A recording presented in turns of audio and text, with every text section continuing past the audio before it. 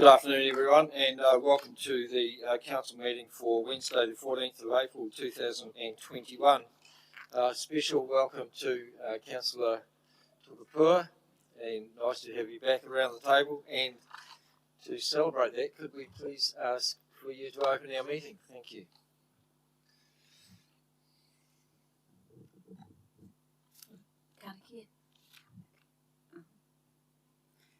Hei mua koe ia mata I hoa hei tohu ia mata I mahi katoa. Ko koe anō ki hei whakakahi ia mata kia whai kurori ai koe ia mata I mahi katoa. He mea timata, he mea mahi, he mea whakaotiroti ai koe. Kia whiwhi ai hoki mata ki te ora tonu I te mea tawhaiti ana e koe ko ihu kraiti hoki tō mata ariki āmine. Good, thank you. And nice to have you back, and I hope that we can keep you awake for the next little while. So, could I ask for apologies, please?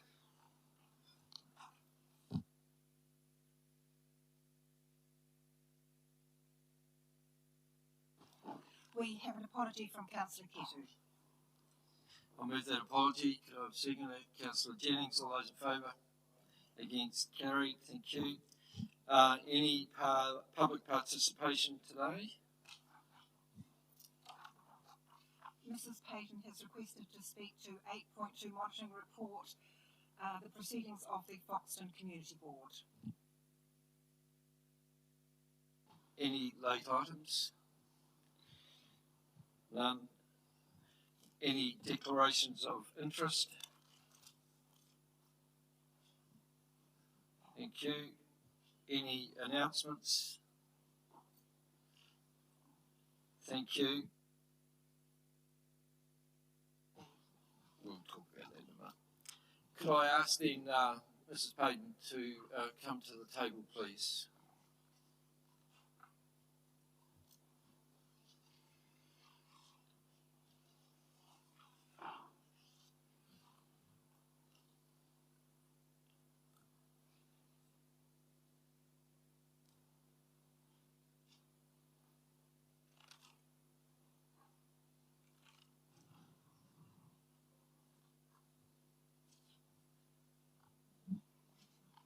Good afternoon.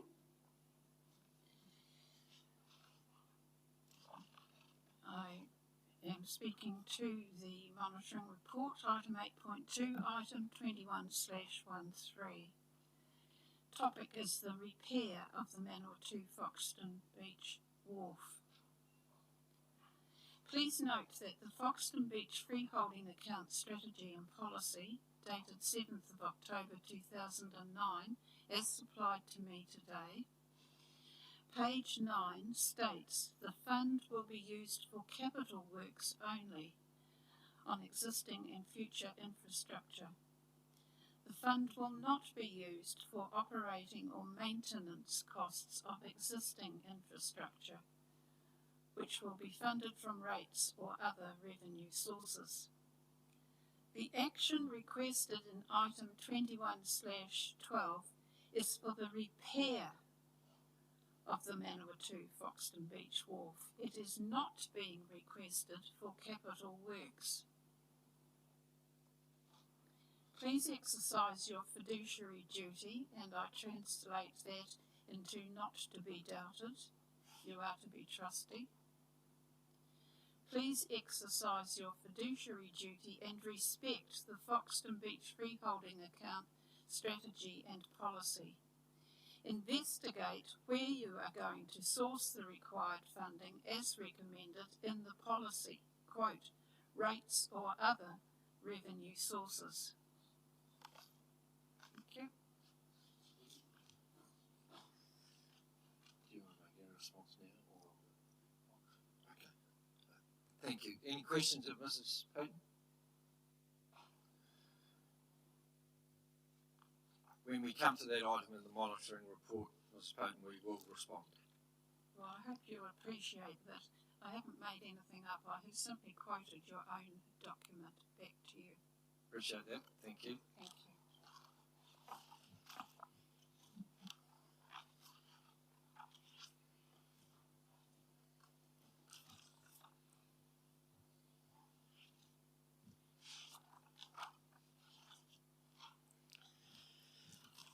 Right, moving to our confirmation of minutes and the proceedings of, first of all, the confirmation of minutes being the minutes of the council meeting of the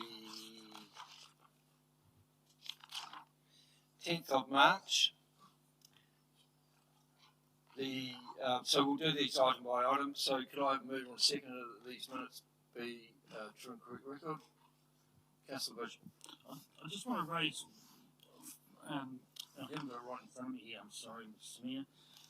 Just the dates that were set out around the Rose Street sale. It referred to 2017, I think it was, where it should have been a lot later the date than that because the company wasn't even formed back in 2017 for that sale and purchase agreement to be enacted then. So I just want to clarify those dates, please.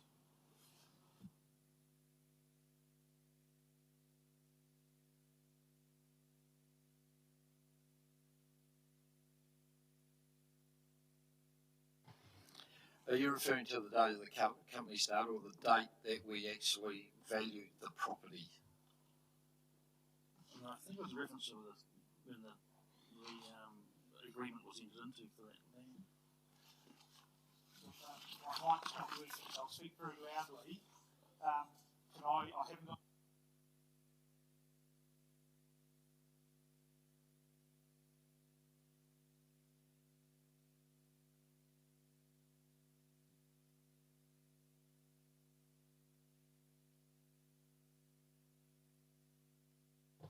Happy with that? So are you prepared to second those? Thank you. All those in favour? Against? Carried. The meeting minutes of the extraordinary council meeting of the 17th of March 2021. Could I have a mover and second of that? Councillor Allen, Councillor Brannigan, all those in favour? Against? Carried. And the meeting minutes of the extraordinary meeting of council of the 31st of March 2021. Councillor Allen, Councillor Jennings, all those in favour? Against? Carried. Thank you. So now proceedings of committees, noting that the first one is the Foxton Community Board of the 22nd of March. We don't have any representative from the Foxton Community Board here today, so that can I please move receipt of the minutes of the Foxton Community Board first. Councillor Allen, Councillor Isaacs, all those in favour? Against? Carried. We do have 2.3 of that, those proceedings, that the Horowhenua District Council notes the support from the Foxton Community Board for the Foxton War Memorial Hall submission to the 2021-2041 long-term plan for consideration to be given to the return of the Foxton War Memorial Hall to the Foxton community ownership through the sale or gifting of the hall to a Foxton-based incorporated society. So that's only a note. So, Councillor Tukapua. Just a question of clarification. So I understand the wording and recommendation says consider. First question is their recollection, there was a decision made at the last LTP to dispose, not to follow through with sale or gifting. So please clarify that. And then the second thing is if we receive or note support of, does that mean the submission from page 12 onward gives that particular group some sort of guarantee that they'd be the only incorporated society considered for this? Because that constitution as it currently reads, I wouldn't necessarily, what I'd like to question, add or amend otherwise, like some of those items in that constitution, I would change that. So I don't want to receive this if that means I have to accept that. Okay. through you, Your Worship, and I'm going to apologise, that resolution should actually not be a resolution. It doesn't need to be a resolution. It was a resolution within the Foxton Community Board. It's not a resolution that actually has to be considered by council at this stage. It'll be considered by council when they actually make the submission to the LTP. So you don't actually need that resolution. You're actually noting it by adopting the minutes. It's not a resolution of council that's actually required. And in answer to your first query, Councillor Tukapua, the answer is yes, around the agreement to actually sell the Mayoral Report. Can I just do a follow-up question to that? Which is, so given that there's that resolution that's been made previously, to undo that or change that, is that just a standard process in terms of a new resolution? Okay. Look, I'd have to go back and actually look at the resolution itself, but I think it was part of a broader range, a broader suite of properties that were actually put in front of council, but I'd have to go back and clarify that, but could very well be. So if in fact through the LTP process we did decide to gift or in this way other incorporated societies based in Foxton could put forward their interest just like this one, yes or no, or they get precedent? What's just checking. So from a reporting officer's perspective, yes, there could be, but there's obviously a position that's been conveyed through the community board to support this particular entity taking over the ownership or the management of the hall going forward. But I don't think that would preclude others from actually considering that either. Councillor Branningham. Yeah, just to confirm, I think from the recollection of the meeting, it was certainly about a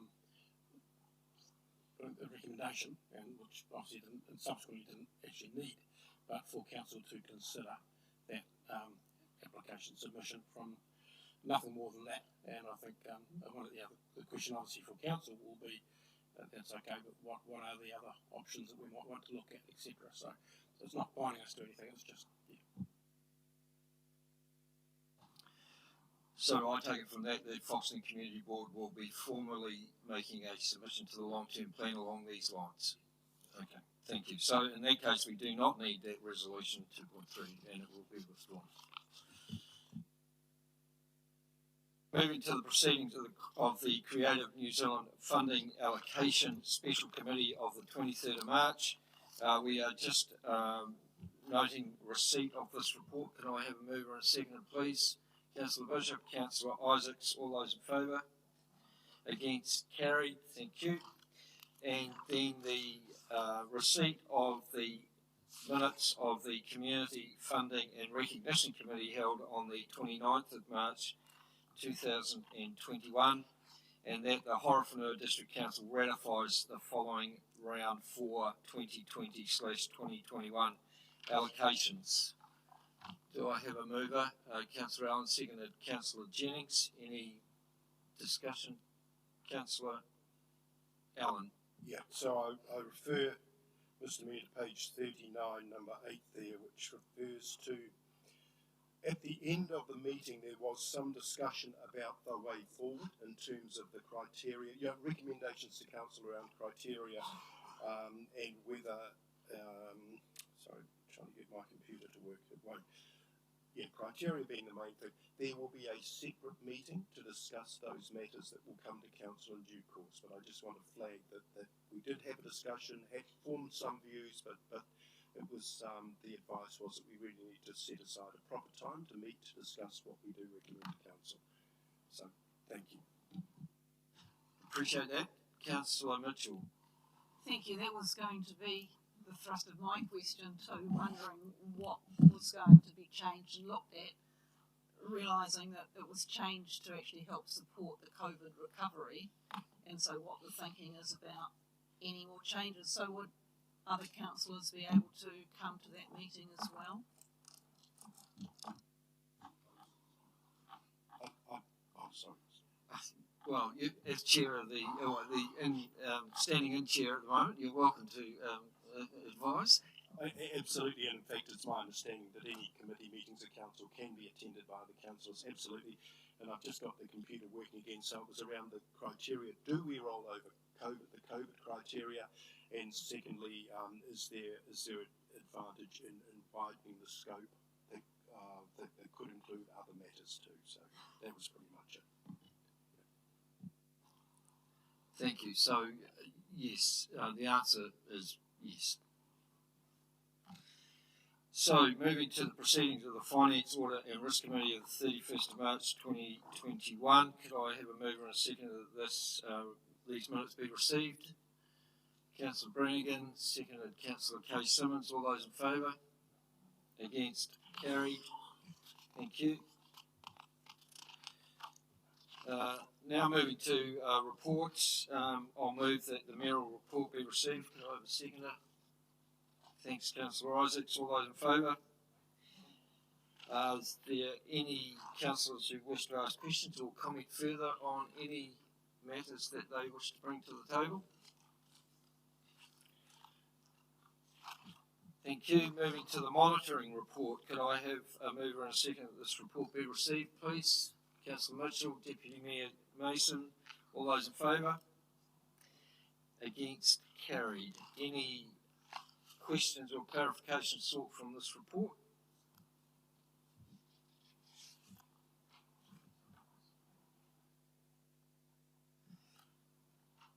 Councillor Mitchell. There are a couple of items that are due to be reported back to March, April, which I'm just wondering about the progress. The first one is 20/579 about the Douglas Street, and the other one was 20/405. No, it wasn't. It was about the dashboard, 20/469. So that both scheduled to be back to us sort of within this time frame. So I'm wondering what's happening. And I can answer for both of those. Look, just workloads at the moment have meant that we haven't been able to meet the target that we set ourselves to come back to this council meeting. But I'll follow up with the officers just to see when we can actually get that information back here. But both of those are not available for today.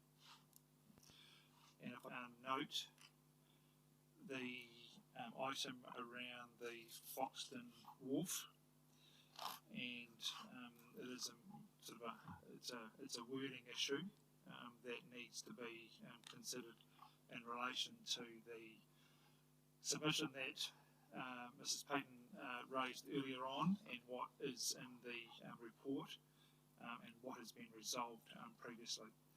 And it's a matter of interpretation. So the word should be replace rather than repair, and replacing is no different to a renewal. When you're taking a pipe out of the ground, it's renewing, and that's capital. So it will then meet the requirements of the Foxton Beach freeholding account for an allocation from that account, meeting that criteria, being that it's a replacement, not a repair. But in that context, we just need to go back and actually have a look at previous minutes and resolutions to determine whether we should actually be updating that with. Councillor Brannigan. Yeah, can I just also comment too that there is also funding being provided by two statutory organisations, including this council, as well as the Manawatu Marine Boating Club. So the freeholding account is just one avenue of funding for the project, and I think it's entirely fair, and I think it highlights the urgency of reviewing the freeholding account to make it more fit for purpose in today's world, because it's a very old policy that needs it. And Mr. C, I know you've got that in hand, so I just want to make that comment.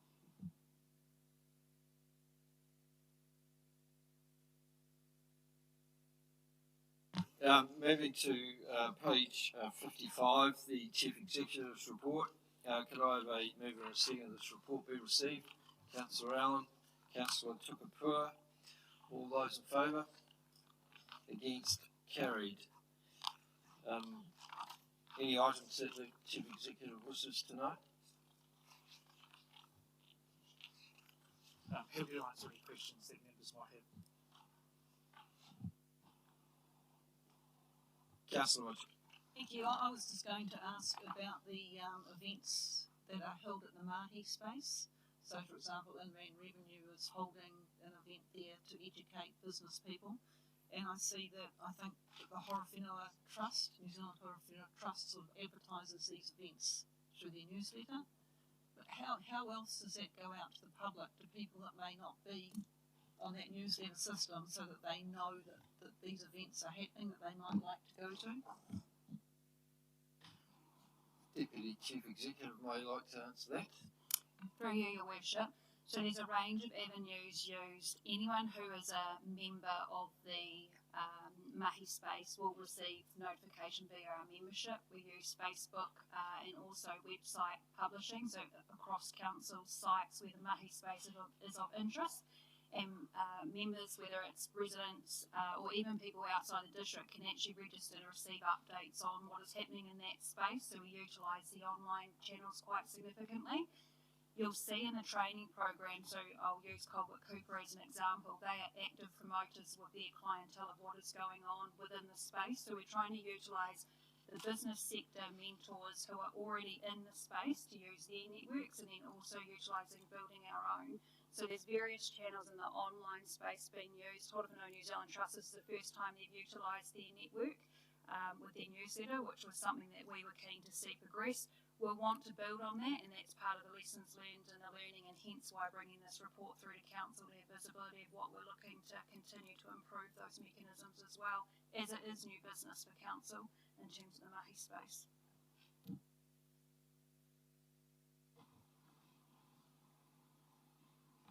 Councillor Jenks. Nikki, can you just remind me the length of the contract for the Mahi space with the PGF funding? Through you, Your Worship. So the contract itself actually spans 3 years.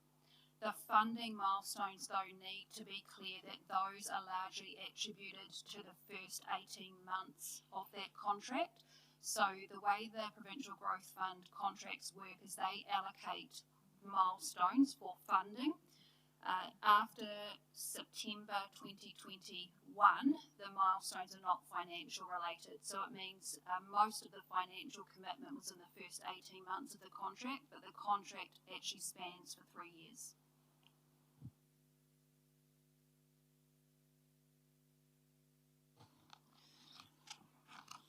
Thank you. Moving on to the fees and charges item on page 61, and officers are coming to the table to welcome Vi, welcome Megan. While they're just getting ready, can I just move in second, have someone move in second the receipt of this report? Councillor Brannigan, Councillor Tukapua, all those in favour? Against? Carried. Thank you. Vi, Megan, welcome. Yours. Hi. Good afternoon, Your Worship, councillors. Our report this afternoon essentially starts off the process of setting the fees and charges in respect to Food Act businesses and resource consenting planning fees for 2021-2022. For some fees and charges that we set, we're required to go through statutory processes around public consultation. The Food Act fees and resource consenting planning fees are subject to that requirement. The main purpose of this report is to seek council resolve to have us go out there and start off the process around public participation and seeking the public's views. I'm responsible for the Food Act component of this report, and with me is Megan, who is responsible for the resource consenting planning fees.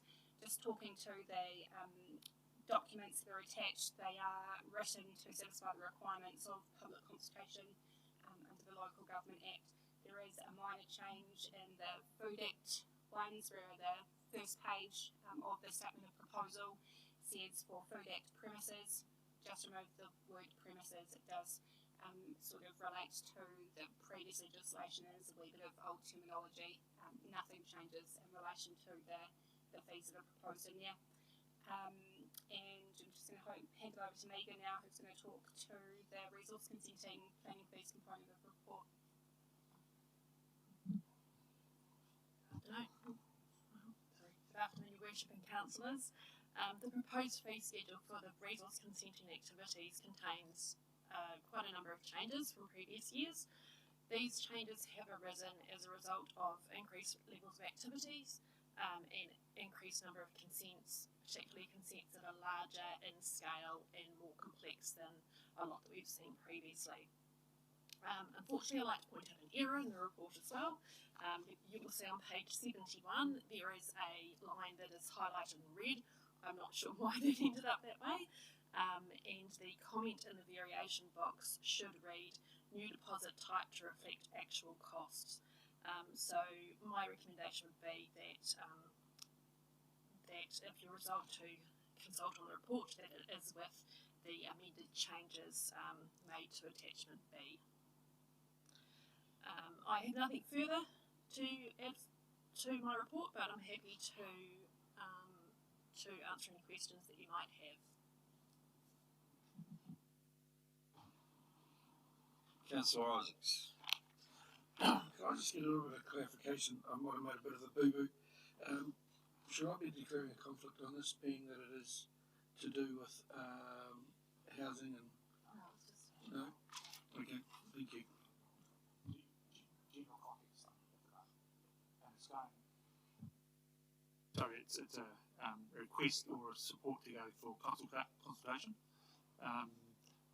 Even when we get to a point where we're deciding on the fees, I don't think we've got a conflict there. Thank you. Councillor Bush. Thank you. Megan, what are the criteria that you can legally go out and suggest or consult for a raise in fees? You've mentioned that it's because you're busy and they're complex, but is there a criteria that you have to align with? So we are required to consult on these fees every year as part of the under the Resource Management Act, and really all we're required to consult on is the fixed fees. So the fixed fees are those that, as part of the resource consent process, can't be objected to at the end of the process. So that's really the ones that we have to consult on. Whereas the rest of the fees, when somebody gets an invoice at the end, there is a process by which they can object to those charges. That's part of the RMA. So in terms of these fees and charges, we actually have put all of our fees in here. That's really just for clarity rather than just providing those that are fixed, so people can see the whole picture relating to the activities. In terms of the rules around setting the fees, I'm pretty sure it's covered under section 36 of the Act, which is we're required to give regard to it's around recovering reasonable costs incurred by the local authority in respect of the activity to which the charge relates. So that is taken into consideration along with our funding model, so the public-private split, and that's effectively part of what goes into deciding what the fees and charges need to be.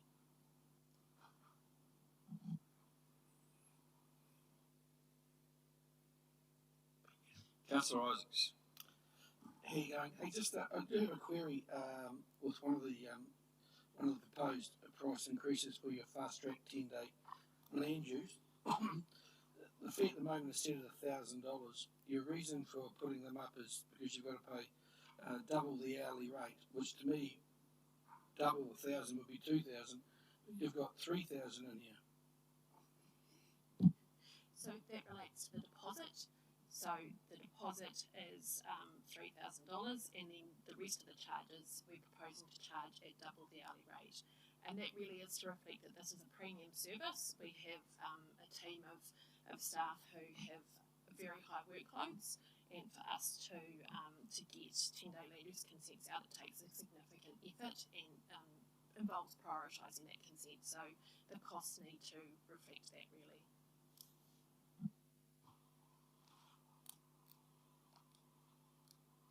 Councillor Jennings. Yeah, just a question on page 75. There's reference to a miscellaneous fee there, which is around the pre-application meetings. And this is obviously a new fee. And I guess one of my areas of interest around this fee is that this is the type of a step in a process that we would want to encourage in terms of getting someone in to have that pre-application meeting. And probably finding the sweet spot in terms of how much you incentivise doing that to sort of as an investment to save in time in the future. My question is really around the 2 hours free. Is that sort of how have we come to that number? Is that based on an average of how long these things take, or can you talk to that? Sure. I also share your concerns around we've got to strike the right balance between encouraging people to meet with us in advance and talk through their plans and have good applications coming through, as well as recovering costs for staff associated with those activities. So we came about the 2 hours because just generally, based on current pre-application meetings, 2 hours would generally be enough. We have some applicants who will come back to us a lot, and we will spend a significant amount of time answering questions and looking at various different amended proposals, and so sometimes the time spent ends up being quite significant and it's non-recoverable, so that's really why that's been put in place. Once again, it's something that we're proposing to put this out for consultation. We might receive submissions in relation to that.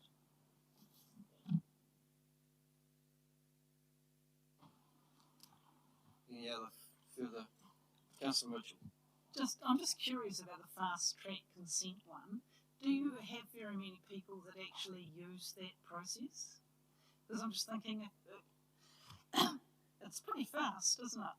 And does that mean that the other people then who are just using the normal process get pushed back further and further, or can we still manage their applications within the proper time frame?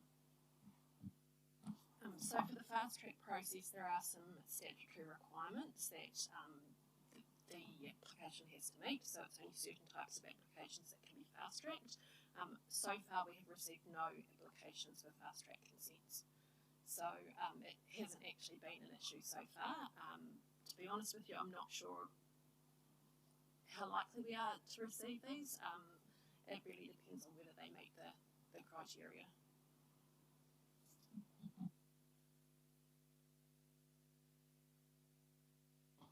Thank you.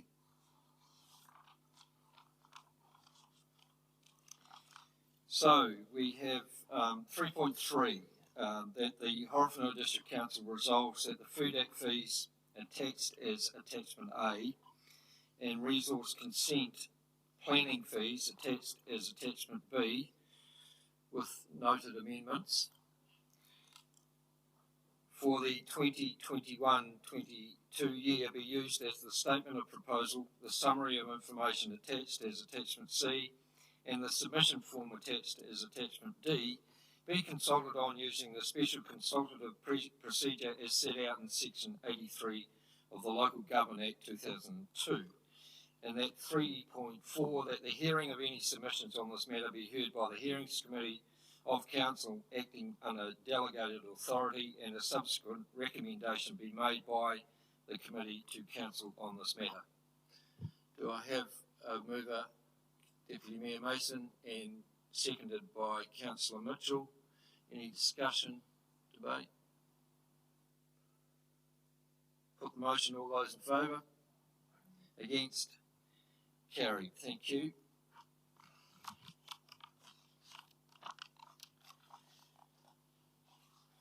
So that brings our open agenda to a close. I'd now like to move that we move to in committee. That the public be excluded on the proceedings of this meeting for proceedings of the Finance, Audit and Risk Committee and Section 17A Service Delivery Review for Horowhenua District Council's refuse disposal. Moved by Councillor Brannigan, seconded by Councillor Bishop. All those in favour? Carried, thank you.